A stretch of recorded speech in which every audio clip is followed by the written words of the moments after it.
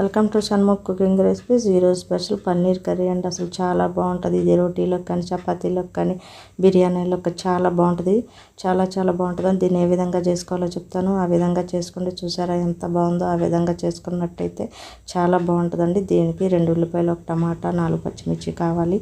వేరే గిన్నెలోకి తీసుకొని అందులో ఒక కప్పు ఆయిల్ వేసుకోవాలి. వేసుకున్న తర్వాత అందులోకి ఉల్లిపాయలు ముందర ఒక ఉల్లిపాయను పొడిగ్గా కట్ చేసుకొని వాటిని అలాగే టమాటా ముక్కల్ని కట్ చేసుకొని అలాగే పచ్చిమిర్చి కూడా కట్ చేసుకొని నూనెలో వేసుకోవాలండి. అన్నీ వేసుకున్న తర్వాత ఆయిల్లో వేసుకొని అలాగే ఒక 5-6 జీడిపప్పులు కూడా వేసుకొని గోల్డెన్ కలర్ వచ్చే విధంగా వేపుకుంటూ ఉండాలి. ఈ విధంగా వేపుకుంటూ ఉండాలండి. ఇక్కడ చూసారా కలర్ బ్రౌన్ కలర్ వచ్చింది కదా. వీటిని మనం మిక్సీ జార్లోకి తీసుకొని మిక్సీ పట్టుకోవాలన్నమాట. పేస్ట్గా ఇదిగోండి. ఈ విధంగా తీసుకున్న తర్వాత మొత్తం మిక్సీ జార్లో వేసుకొని మిక్సీ పట్టుకోవాలండి. చూసారా ఈ విధంగా పేస్ట్ చేసుకోవాలి. ఈ విధంగా పేస్ట్ చేసుకొని పక్కన పెట్టుకోవాలండి. అలాగే పన్నీర్ తీసుకోవాలన్నమాట. ఈ పన్నీర్ తీసుకొని మనం ముక్కలు కట్ చేసుకోవాలి. మరి చిన్నవి కాకుండా కొంచెం పెద్దగా ఉండేటట్టుగా కట్ చేసుకోవాలండి. ఇలా 4 పక్కల కట్ చేసుకొని మనం చిన్న చిన్న ముక్కలు కట్ చేసుకోవాలి. ఈ విధంగా కట్ చేసుకొని అంటే మరి చూసారా ఈ మాత్రం ముక్క ఉండాలన్నమాట. మరీ చిన్నగా ఉండకూడదు. ఈ విధంగా ఉంటే వీటన్నిటి మళ్ళీ ప్లేట్లోకి తీసుకుని విడివిడిగా చేసుకున్న తర్వాత గిన్నెలో వేసుకోవాలండి. ఈ విధంగా అన్ని గిన్నెలో వేసుకున్న తర్వాత ముక్కలన్నీ దాంట్లోకి ఈ విధంగా మొత్తం వేసుకున్నాం కదా. వేసుకున్న తర్వాత అందులో ఒక స్పూను సాల్ట్ వేసుకోవాలండి. వేసుకున్న తర్వాత అందులో కారం వేసుకోవాలి. అంటే ఇంత కారం అంటే కారం ఏం లేదండి, ఇది లైట్గా ఉంటుంది అనమాట. అలాగే జీరా పొడి 1 స్పూన్, 1/2 స్పూన్ వేసుకోవాలి. అలాగే గరం మసాలా 1 స్పూన్ వేసుకోవాలి. అలాగే ధనియాల పొడి కూడా వేసుకోవాలండి. గరం మసాలా అది వేసుకున్న తర్వాత మనం మొత్తం కలుపుకోవాలి. ఇలాగా గరిటెతో కంటే ఇలాగ వేస్తే మొత్తానికి ముక్కలకి మనకు ఆ మసాలా అంతా పట్టు ఉంటుంది అనమాట. ఈ విధంగా కలుపుకున్న తర్వాత వీటిని మనము ఆయిల్లో వేసుకోవాలి. అలాగే గిన్నెలో ఆయిల్ తీసుకోవాలంటే కాస్త ఆయిల్ వేసుకున్న తర్వాత ఆయిల్ కాగిన తర్వాత ఈ పన్నీర్ అవన్నీ కలుపుకున్నాం కదండి. ఇవన్నీ ఒక్కొక్కటిగా వేసేసుకోవాలన్నమాట. ఈ విధంగా వేసేసుకొని మరీ ఫ్రై లాగా కాకుండా మరీ గట్టిగా బాగా ఫ్రై చేసుకోకూడదండి. లైట్గా మనం ఫ్రై చేసుకోవాలన్నమాట. ఒక సైడ్ అంతా వేగిన తర్వాత రెండో పక్కన కూడా ఒకసారి కలుపుకొని మంచిగా వేపుకోవాలి. ఈ విధంగా గరిటెతో లైట్గా తిప్పుకోవాలండి. ఈ విధంగా తిప్పుకున్న తర్వాత వేగిపోయినాయి. ఇప్పుడు మనం బౌల్లోకి తీసేసుకుందాం. మరీ ఫ్రై చేసుకోకూడదు. ఈ మధ్య అయితేనే చాలా బాగుంటుంది సాఫ్ట్గా మనకి. ఈ విధంగా గిన్నెలోకి తీసేసుకోవాలండి. అలాగే ఒక ఉల్లిపాయ ముక్కలు తీసుకొని అందులో వేసేసుకోవాలి. ఆయిల్లో వేసుకొని బాగా ఫ్రై చేసుకోవాలండి. ఉల్లిపాయలు అవన్నీ వేగాలి. వేగిన తర్వాత అందులో అలాగే టమాటా ముక్కలు కూడా వేసుకోవాలన్నమాట. ఈ ఉల్లిపాయలు వేగుతూ ఉన్నాయి కదండి, కాసేపు వేగనిచ్చాలి.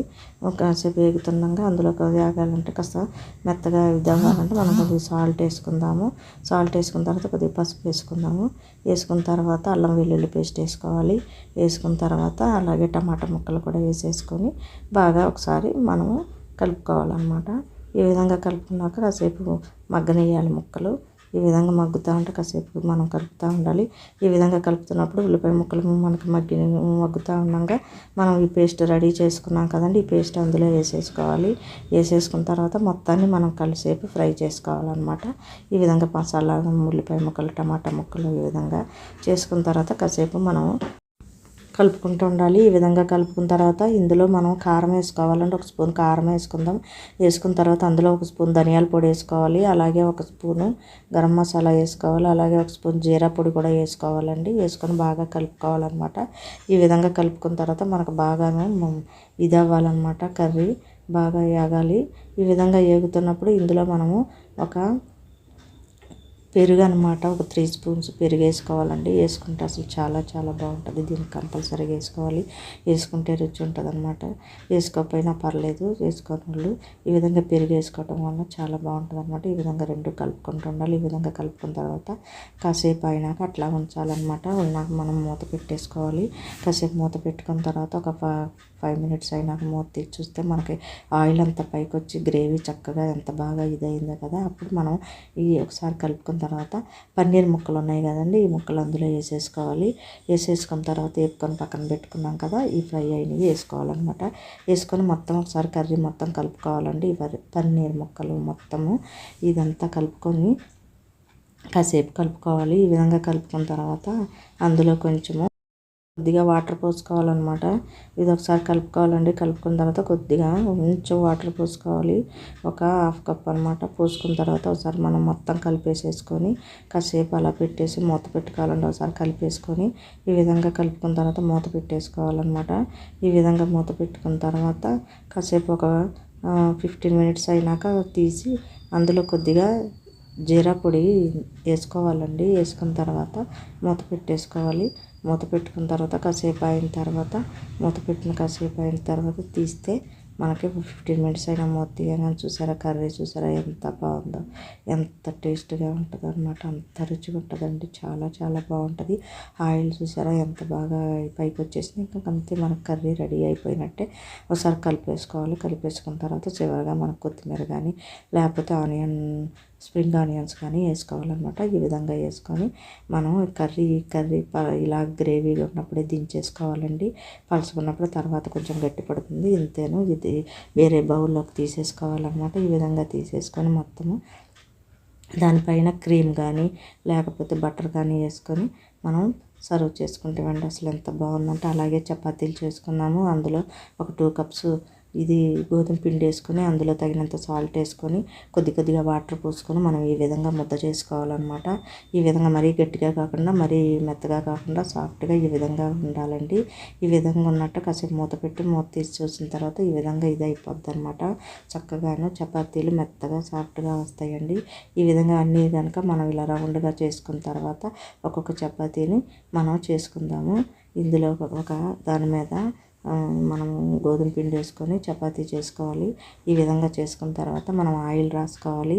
ఈ విధంగా ఆయిల్ రాసుకోవాలి అండి. చపాతీ చేసిన తర్వాత మొత్తం చుట్టూతో ఆయిల్ వేసుకొని రాసుకున్న తర్వాత ఒక సైడ్ మడవాలన్నమాట. ఈ విధంగా మడిచిన తర్వాత రెండో సైడ్ మడిచేసి మళ్ళీ పైన కూడా ఆయిల్ రాసుకోవాలి. ఈ విధంగా రాసుకున్న తర్వాత మళ్ళీ ఇంకోటి కూడా మడచాలండి. ఈ విధంగా మడిచిన తర్వాత 4 పక్కలు మడిచేసేయాలి. ఈ విధంగా మడిచిపోయి ఇటు పక్కన ఇటు సైడు 4 పక్కలు అనమాట. ఈ విధంగా వేయటం వల్ల మనకు చపాతీ పొరలుగా వస్తాయండి. చాలా చాలా బాగా వస్తాయి. చపాతీ రానోళ్ళు కూడా ఈజీగా చేసుకోవచ్చు. ఇదిగోండి ఈ విధంగా చేసుకోండి. ఈ విధంగా చపాతీ చేసుకొని మరీ మందంగా చేసుకోకూడదండి. చక్కగా పలసగా మామూలుగా చేసుకుంటే చాలా చాలా బాగుంటుంది. ఈ గ్రేవీకి ఇదిగోండి ఈ పలసన ఉంటే సరిపోద్ది అనమాట. ఇవన్నీ ప్లేట్లో వేసుకుందాం. ఇంకోటి కూడా వేసుకుందామండి. ఈ విధంగా గోధుమ పిండి వేసుకొని మనం ఈ చపాతీ పిండి పెట్టుకొని అలాగే చపాతీలు చేసుకోవాలి.